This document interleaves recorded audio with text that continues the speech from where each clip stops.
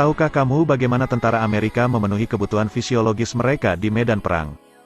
Mereka memasuki desa Vietnam dengan menggunakan senter. Dan dengan hati-hati melihat penduduk desa Vietnam yang sedang tidur. Orang tua dilewati begitu saja. Sedangkan yang muda dilihat dengan hati-hati. Tiba-tiba seorang tentara membekap mulut dua orang gadis. Mengatakan bahwa keduanya sangat baik. Ketika mendengar itu, letnan itu tersenyum jahat, dan menyuruh para prajurit untuk membawa yang paling cantik. Suara gadis yang sedang melawan membangunkan para penduduk desa yang tertidur di dekatnya. Tetapi karena tentara Amerika itu membawa senjata, tidak satu pun dari mereka yang berani melangkah maju untuk membantu. Ibu gadis itu tidak tahu kemana putrinya akan dibawa pergi. Sebelum pergi, dia ingin memberikan gadis itu sepotong pakaian. Tetapi tanpa diduga, dia diejek secara sengaja oleh militer AS. Dan kemudian mengambil pakaian itu untuk menutupi mulut gadis itu. Ari sebagai prajurit baru, dia tidak menyetujui pendekatan letnan itu. Tetapi pada akhirnya dia hanya bisa meminta maaf kepada penduduk Vietnam dan mengikuti letnan itu. Gadis itu dibawa oleh mereka melewati pegunungan. Para prajurit yang berjaga tampak siap untuk bergerak. Tapi kebanyakan dari mereka tidak tahu cara memulai. Tak lama kemudian, mereka tiba di suatu tempat untuk beristirahat sementara. Eddie berpura-pura membicarakan gadis yang dekat dengan Eric. Dan membuat kesepakatan dengan Ari untuk menjadi pasangan. Keduanya bersikeras agar tidak ada dari mereka yang menyentuh gadis Vietnam itu. Tetapi intinya mudah diucapkan tapi sulit untuk dipertahankan. Dukungan Eddie, Eric menjadi lebih berani. Dia mengumpulkan keberanian untuk mengutarakan pendapatnya kepada sang letnan. Semoga letnan bisa membiarkan gadis itu pergi. Tanpa diduga letnan itu tertawa ketika mendengar perkataan itu. Dia sangat mengerti maksud Ari.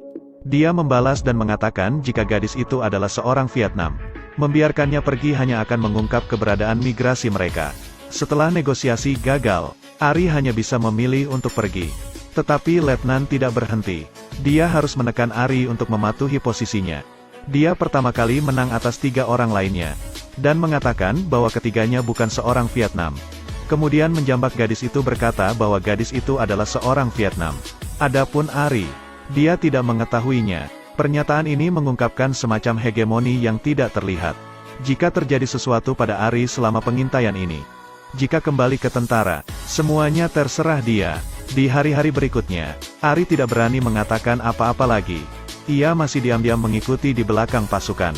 Tetapi ketika pasukan datang ke sebuah pondok hutan, mereka mengancam dan tidak bisa menunggu. Letnan tidak sabar dan menarik gadis itu ke kamar. Merobek celana hingga ke paha. Dan secara paksa melaksanakan upacara kedewasaan.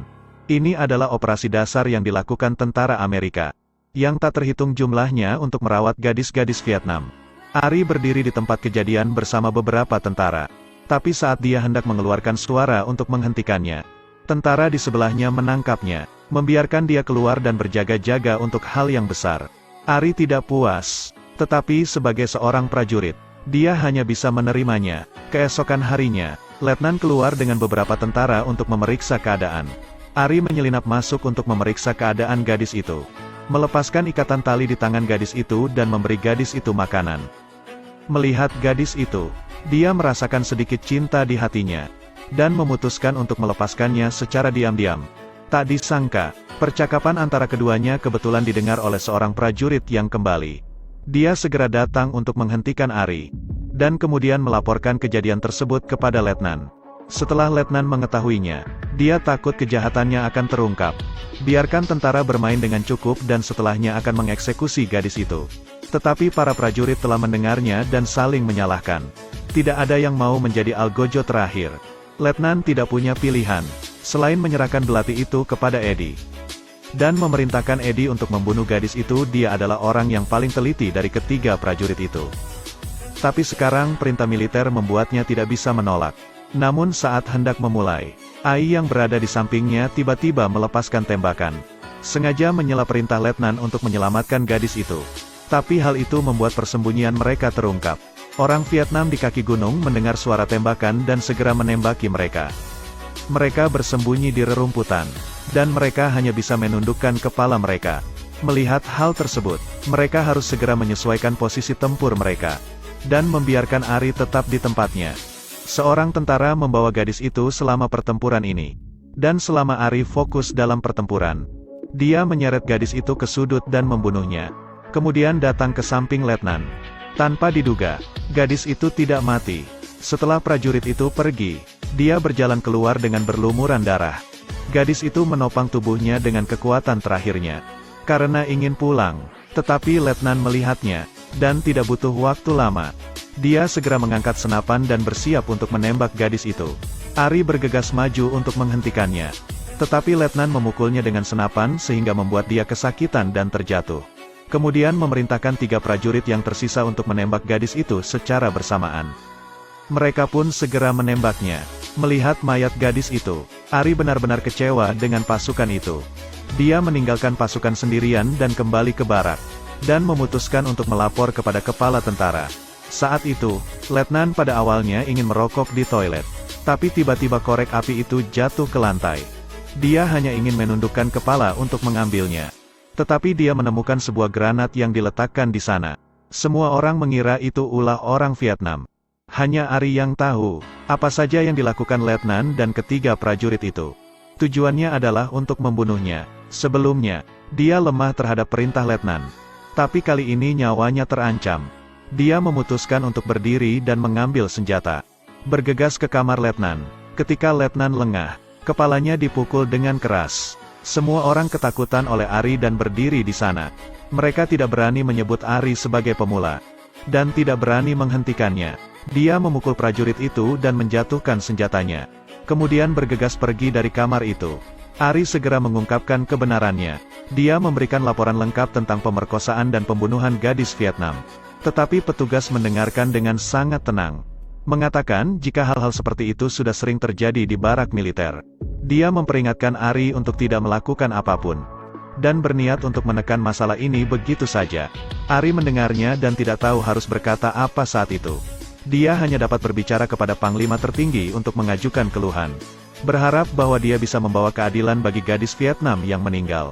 Tapi akhirnya tetap sama. Petugas tidak hanya tidak akan menghukum letnan. Tetapi dia juga dimarahi dan menyuruhnya untuk tidak mengungkitnya kepada siapapun. Karena masalah ini terlalu besar. Jika menyebar, itu akan mempengaruhi reputasi militer Amerika Serikat di dunia. Ari tidak tahu apakah baik atau buruk berada di barak seperti itu. Dia datang ke bar sendirian untuk mabuk. Dia merasa sangat bingung. Apakah berpartisipasi dalam perang seperti itu benar-benar untuk perdamaian dan untuk keadilan? Saat ini, petugas lain datang untuk berbicara dengannya. Dia melihat penampilan Ari dan mengatakan bahwa Ari bisa membicarakan masalahnya kepadanya. Ari mendengar apa yang dikatakan petugas itu dan tidak ingin mengatakannya. Tetapi setelah mendengar bahwa pihak lain adalah seorang pendeta, dia mengakui semuanya. Meskipun semua pendeta tidak memiliki kekuatan, mereka masih memiliki beberapa koneksi di militer. Ari dengan cepat dibawa untuk diinterogasi. Gadis Vietnam yang mati juga ditemukan kembali oleh militer AS. Letnan serta 3 tentara ditangkap. Di kursi persidangan, prajurit yang membunuh gadis itu dijatuhi hukuman penjara seumur hidup. 3 lainnya dijatuhi hukuman 15 tahun penjara. Film juga berakhir di sini. Namun, meskipun militer AS dihukum, itu sebenarnya hanya formalitas. Karena kejahatan yang mereka lakukan di Vietnam jauh lebih banyak dari itu. Jika kejahatan ini benar-benar serius, semua veteran belum tertangkap. Terima kasih sudah menonton. Ikuti terus Sulaiman LS untuk mendapatkan video selanjutnya.